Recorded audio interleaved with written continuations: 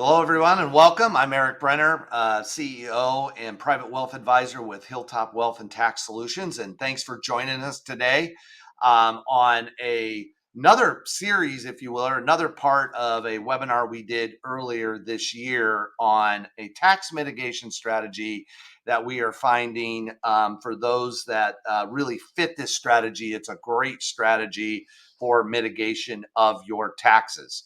And with me today, I have Rob Kelly from Inception Financial. He is our solar energy partner, works with us closely in the firm and the advisors in the firm to really help clients, implement and manage this strategy. And especially with the current tax laws that were just signed into effect recently, there's been some positive changes in this strategy. I think, Rob, I'll let you take it from here, but there's been a lot of misconception, misnews.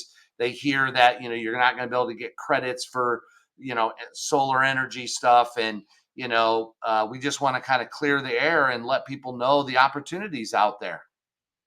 Great. Thanks, Erik, so much for the introduction. That's right. There's been a lot going on with the big beautiful bill. And that being said, many people are kind of reading the wrong news on, hey, tax credits are gone. The ability to do a strategy like this or solar is gone. And I'm here to tell you today, here at our energy, developer company of Inception Financial, we're extremely excited about the big beautiful bill because it aligns perfectly with what we're doing and helping our clients. And the investment tax credit is here and available to utilize. So I'll go through a couple things and share my screen, give you all an update on what's going on with the big, beautiful bill. And we'll be able to answer any questions or get feedback from your clients. So Okay. here we go, the big, beautiful bill, tax savings and how you can have energy asset ownership and have that affect your personal tax returns. So some legislative updates. So what a lot of people are hearing right now is that solar is gone, the tax credit's gone, and they're not 100% wrong. There is one that is going to be sunsetting at the end of this year, and that is the Section 25D residential tax credit. And that is for people who actually live in the home. So if you live in a home and you're going to put solar or battery storage at your house, that is ending at the end of this calendar year to get the tax credit at your own home. But the third party owned 48E business investment tax credit is here, and we have a clear runway until 2032 and beyond. And we'll go into more of that later, but this is third party owned energy storage and solar credits available through 2032 and beyond. So we are good to go. We're stable, and we're providing our clients every day with assets for their businesses so that they can reap the benefits for their tax returns. And some key takeaways here. Let me go back. There we go. So some key takeaways that we've got right here are solar. So upfront solar, there's solar and battery storage. Both are different types of assets, and both allow you to take advantage of the 48E investor tax credit. Right now, the big beautiful bill had placed solar is going to be sunsetting right now. At least the next look is 2027, the end of 27.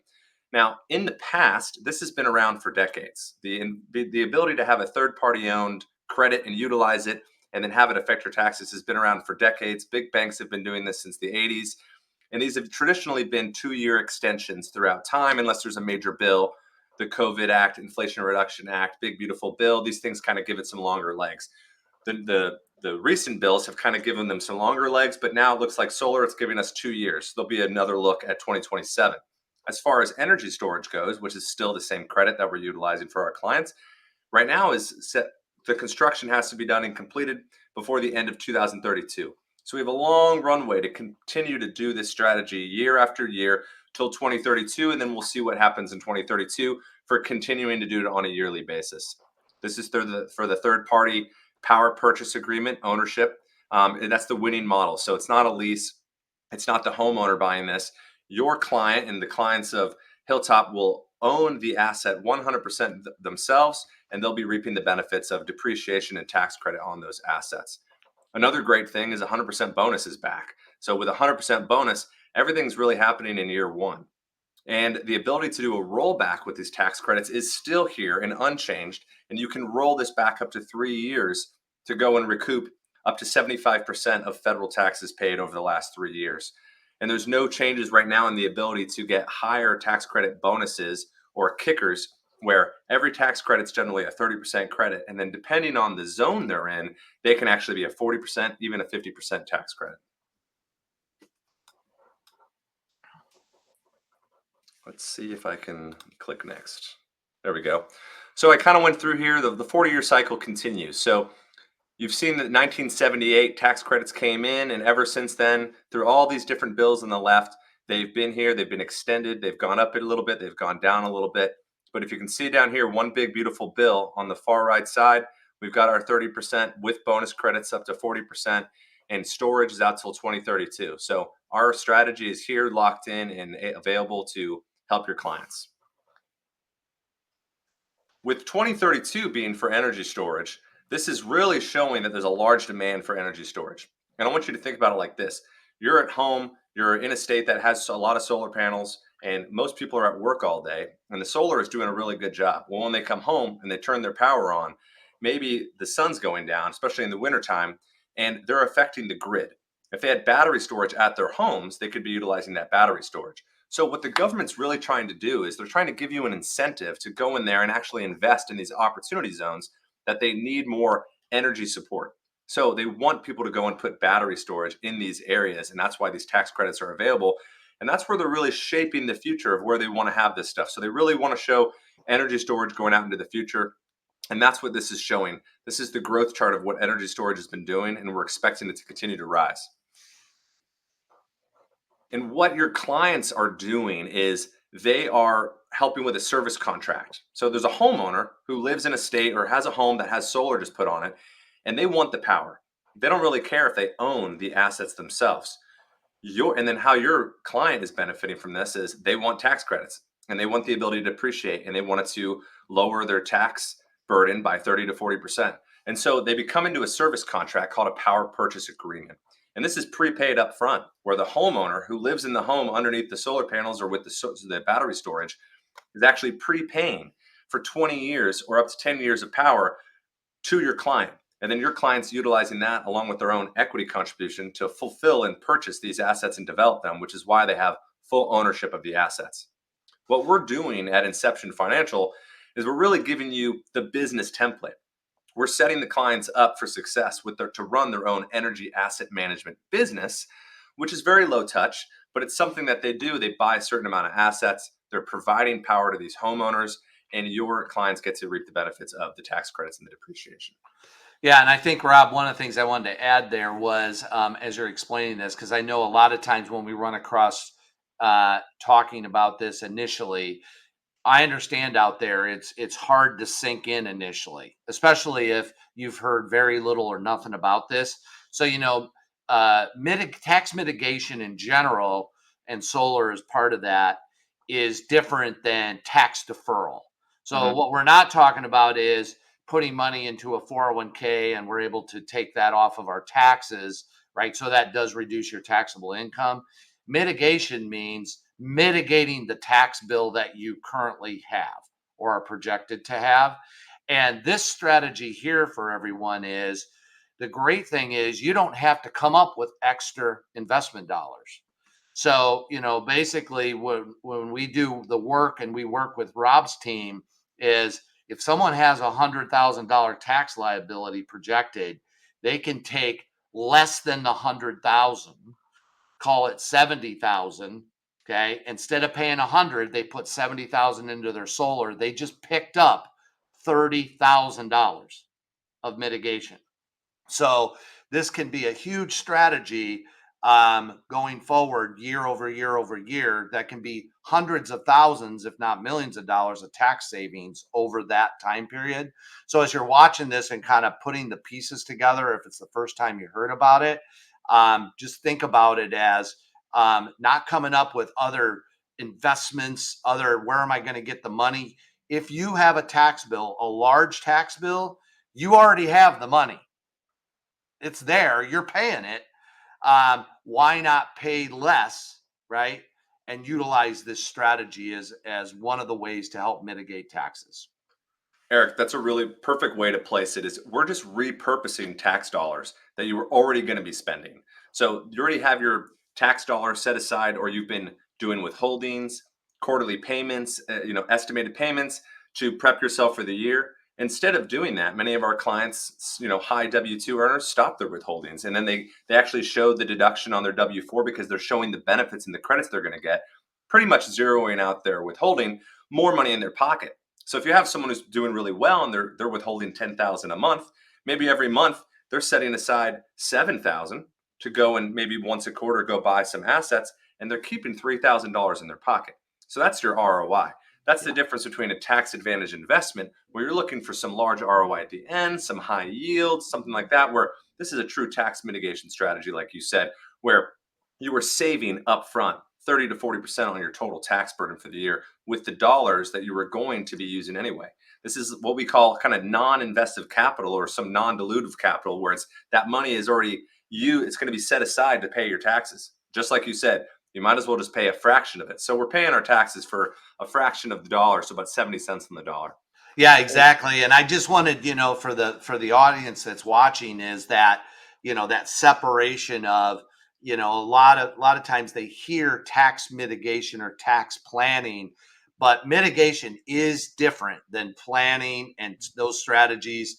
And like you said, a lot of mitigation strategies, you got to come up with the cash somewhere to do the strategy, which it still could be beneficial, but it's, an investment where, like we said, you're already paying it because you've paid the tax or are going to pay the tax. That's right. And Yeah. one thing just to remind everyone is like, this is something the government wants and needs people to do. That's the whole reason the tax credit exists. The tax credit isn't there for some other thing. The tax credit is there for third-party investors to start a business, to go out and invest. Big banks, big tech companies, the ones that you've all heard of, have been doing this for decades. And all of our team's done is shrunk this down for the high net worth and ultra high net worth retail client for you to go and utilize this exact same strategy. Maybe you're not buying as many assets as them, but you buy a few assets or buy a handful of assets, and it's doing the exact same thing for you. So Yeah. this is, the government is paying you. They're giving this tax credit to you so that you can go invest in these areas. And Yeah. another way to think of the strategy is similar to oil and gas, where there's an asset owner and there's an energy off taker. Okay. You would be the asset owner. So just like in oil and gas, someone owns the jack. Someone's going to own the rights to the energy, the fuel that comes out of it, and the oil that comes out of it. And just like with ours, you've got solar and battery storage. Someone owns the asset that the tax credit is actually tied to, and someone is just getting the rights to the electricity. That's the homeowner.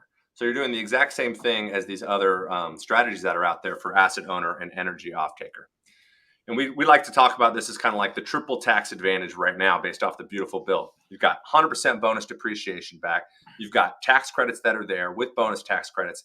And you've got the availability to do this yourself. And you don't have to be some large corporation. We can start your own small energy asset management company now. This is, highlight 100% bonus depreciation and the difference between what we were doing last year and what we're doing now. So if you look at the screen at the top, it says before January 20th, 2025, with a 40% bonus structure that was there. In year one, you would get tax credits, you would get depreciation benefit, but you weren't allowed to fully depreciate everything year one. So many CPAs and teams were deferring the income of what the prepayment of electricity from those homeowners to year two, which created a large burden in total tax benefit in year two. So you ended up having to buy more assets, which was fine. And many of our clients have done this for years, buy more assets to offset year two. So it was almost a 2-year strategy. It's even simpler now. It's a 1-year tax saving strategy with a 5-year hold afterwards. But you're generally getting everything done in year one. Depends on your state, but generally speaking, you're getting everything done in year one. You're getting your tax credit. See that it says a tax credit of around 110,000 there. You're getting your federal depreciation benefit, your state benefit, for a total tax benefit in year one of roughly 131,000. So a little over 100 in and 131 out in tax benefits. But if you look, depending on your state, this is for California, over 6 years, you squeeze out a little bit more depreciation there. And that's just the way California recognizes revenue, and they do it. They're not following the 100% bonus. But depending on the state that you're in, or if you have income tax or not, you'll have a state depreciation. And so for California, they're seeing a large benefit in year one, and they're getting a little bit more that's going to squeeze out until year 6. They're getting a total of $145,000 of tax benefits there. When you did the old way, you had to actually usually buy more assets to offset this $40,000 right here loss in year two. So it's a lot better, a lot easier to manage, and it's actually a lot easier just to understand. What I'm going to invest this year is going to be what my tax burden needs to offset, and that's it. I just have to hold on to the assets for 6 years, and we make it easy for you. So stacked tax benefits. So this would be an example as if you bought two projects and you owned two projects. So depending on how much you needed to buy, whether you brought in $5 million of equity contribution or $100,000, will be dependent on how many assets you end up purchasing. And that is these assets, again, solar panels and battery storage on other people's homes. So if you have two projects here and they're both a 30% base, so they both have a 30% credit, and then after that, both of these are from an opportunity zone with an extra 10% kicker. So it's a total of a 40% asset. So for this top one, the homeowner who lives in the house, they're giving you $20,000 upfront for 20 years of power. And I know that sounds crazy, but when someone goes to their house to sell them power, all they really care about is they just want a lower monthly payment. If they're paying $400 right now and they can get down to $275 a month, they're going to go for that, and they're getting cheaper power to take care of their family. So they're going forward with these power purchase agreements, and they don't really mind that they don't own the assets that are built in their roof or in their walls. The total asset price for project one's $30,000. So then we're taking part of your equity contribution, putting $10,000 into that, roughly a third. So they put in roughly 2/3, you put in a third.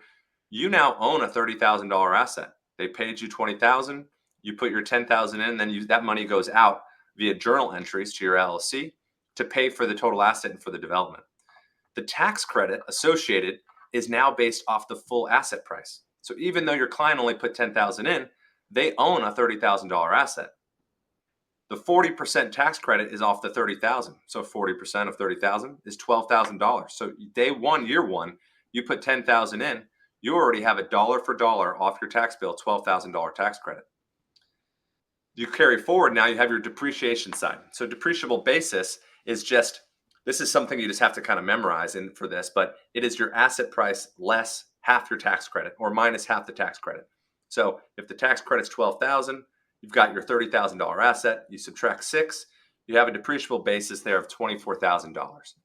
And when you substitute out the homeowner's deposit, your net depreciation benefit's $4,000 for project 1, same thing carried forward, $8,000 for project 2. $12,000 total of net depreciation benefit. And when you multiply that by your tax bracket, whatever that amount is, that's roughly the amount of money that essentially you can go out and make that's essentially tax-free. So roughly $1 into our strategy is about $1.30 or $1.40 in tax benefits for your client. And what's really great is another leg of this is that the carry back and carry forward is still in place with the big beautiful bill. So if the current year is 2025, any assets you buy are for this year's bucket or this year's tax liability, 2025. If you say, hey, I paid a lot of taxes in 2022, or I had a large event happen in 2023, we can go back and recoup some of that on a discounted rate. So what we would do is buy extra assets over top of this year's liability, and any extra credits could roll back to 22. You would amend your 22. You could then do your 23, add any extra credits there. And if you had more credits, you can add them to 24 and recoup up to 75% of federal taxes paid over the last 3 years. And then also be taking care of your current year. If there's still any extra credits, or if you wanted to buy more credits, you could actually carry credits forward as well. So the ability to roll back is huge. The barrier to entry there is just having the liquidity to buy extra assets at a discounted rate for credits to go backwards. But many of our clients are utilizing this in their first year to go back, recoup that, and then they're doing this year after year, just buying the assets they need for that one calendar year's taxes. Rob, in this, I just want to mention in the planning work we do, this is a discussion, and we do educational seminars and we do other things. And oftentimes people, well, can I go back? Because my year's already, they signed their return and, it's done. And, if you sold a business out there in those years and you had big gains, or you had stock options, or you had, some, just larger tax bills, there's not many strategies that exist, right? That you can go back and grab past tax money. So this can be for the right situation. You definitely want to look at this. This can be a great strategy to get back a lot of tax money. That's right. It's money you thought was gone, you were never going to see again, and now you can get some of that back, and then you can go invest that into something else and compound and help yourself set yourself up for success. Yeah. So next thing is timelines and deadlines based off of where we're at in the calendar year right now in August and with the big beautiful bill. So this is where we're at right now. This strategy and how we work with Inception Financial, we're really selling assets for 3 quarters a year. Once we hit October 1st, we're no longer taking any more equity contributions and selling assets because we need time to fulfill the tranche of assets for you that are in development. Because when we sell you an asset, we want that asset to be completed at the major milestone it needs to be at so that it's already built on the roof or it's built in the wall. So there's no deadline, delays in construction. There's no construction risk to your clients. We want these things ready to plug in and place in service. So we're right here well into quarter 3 right now. So client equity is coming in every single day. There's people getting in line and getting in the queue and putting their equity in so that we can fulfill a tranche for them and get them the highest amount of credits we can.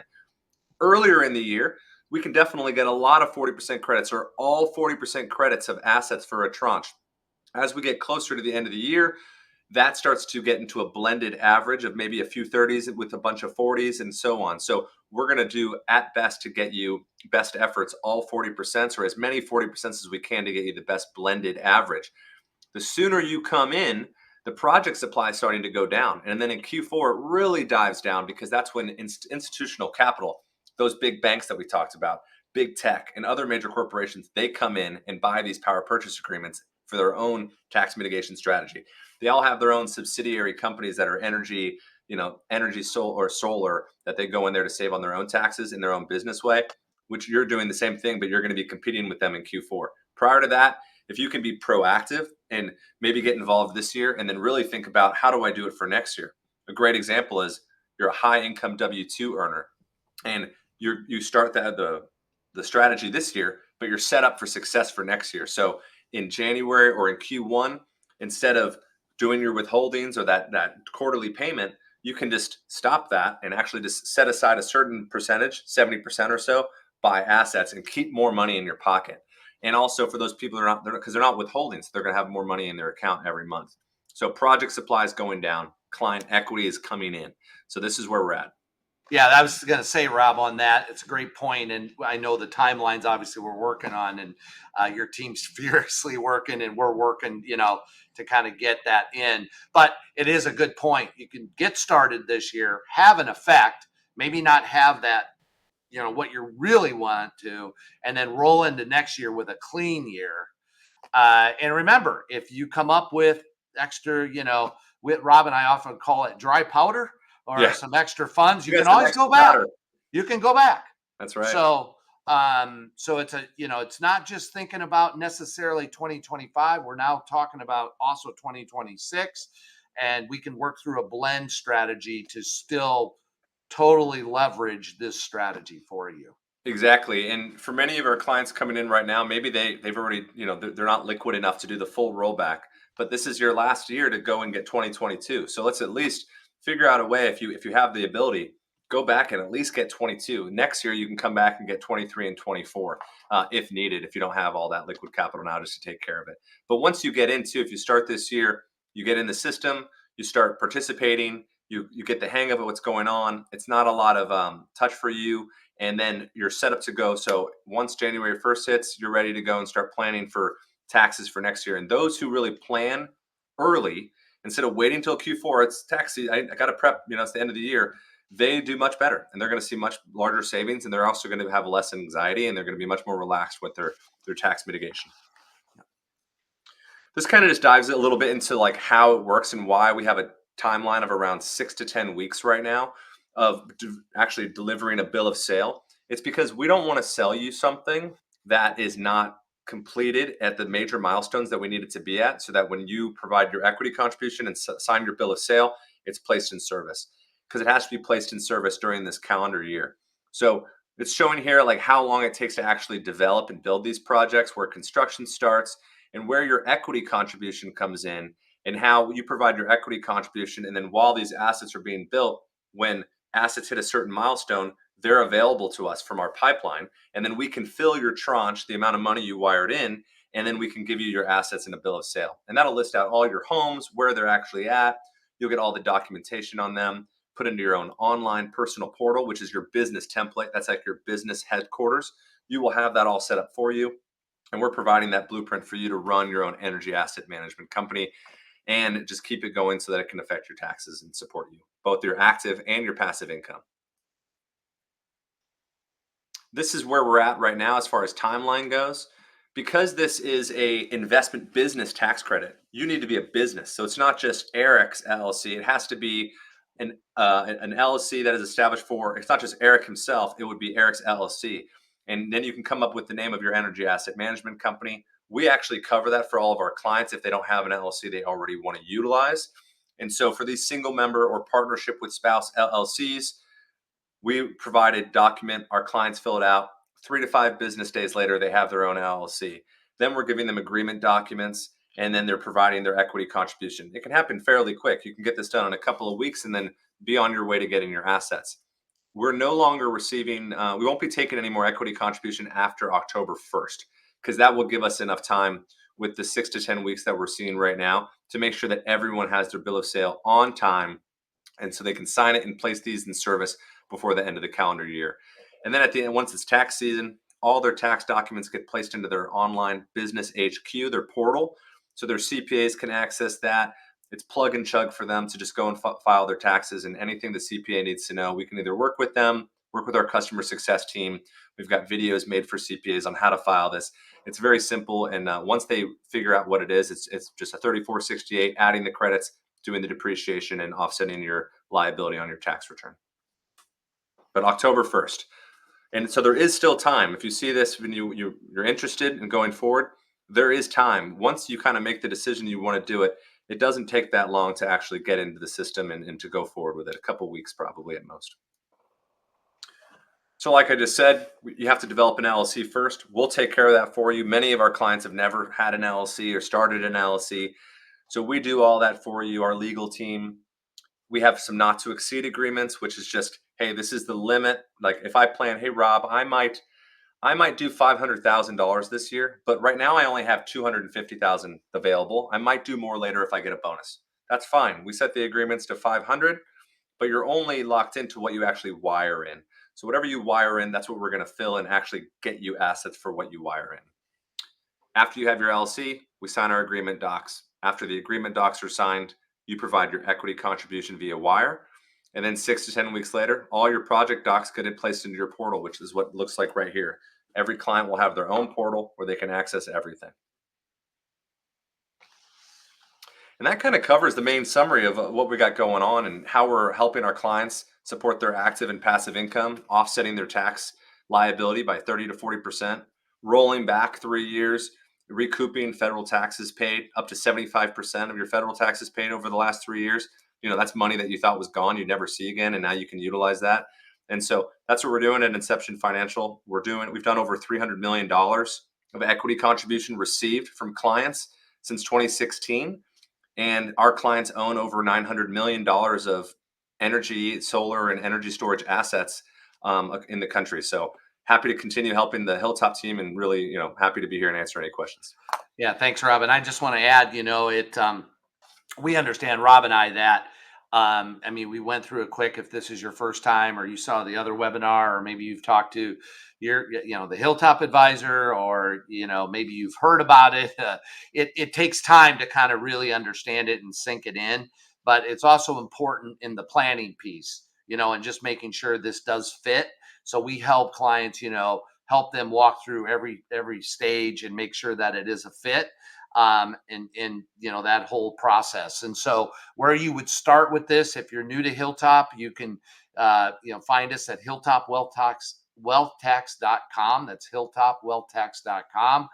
You can set up an initial 15-minute introduction meeting. We find out more about you, and we can match you up with one of our wealth advisors and kind of have that further discussion. This is obviously one of those things that, as Rob said, for this year, you got to jump on rather quickly. But it is one of the many great mitigation strategies that is out there and utilized. And if you can't tell, we're both excited that the bill kind of put a stamp on it. That's Now we right. know where we're going, right, Rob? That's right. Yeah, the bill really supported the strategy. It's here. It's stable. We're supporting our clients every single day with more and more assets going out the door. And one thing to remember: it's not our strategy and another versus another strategy. It's our strategy with all those other strategies. So if you do have other strategies in place, and you have a stack of things that are lowering your AGI and doing tax advantage investments that have yield, that's great. At the end of the day, though, at the bottom of the stack, there's usually a tax liability. That's where energy asset management really comes in well and cleans that up and saves you 30 to 40% on that tax bill you have at the bottom. So it's Yeah. us with all the other things that you're utilizing. Yeah, it's a great point because the kind of tax planning, and we take your return, and take it through a really sifting filter of, okay, here's where your starting point is, and also your projected point for 2025, and let's put together a strategy that could be multi-pronged, I call it, Yeah. as Rob said, and put together a mitigation strategy, right? If you're not happy on how much you're paying in tax, what I'm going to tell you is I know one thing for sure. Your tax bill won't change if you don't proactively go at it and consistently have someone guiding you, because not everybody knows about these strategies, even the professionals. So we're here to help you along the way and put a tax mitigation strategy in place. So anyway, Rob, with that, I think we've you did a great job. You filled up the information on this on the time today. I really appreciate you joining us, and look forward to doing it again soon. Great. Thanks so much. It was great. It was a pleasure. Thank you. Thanks, Rob. Bye, everyone.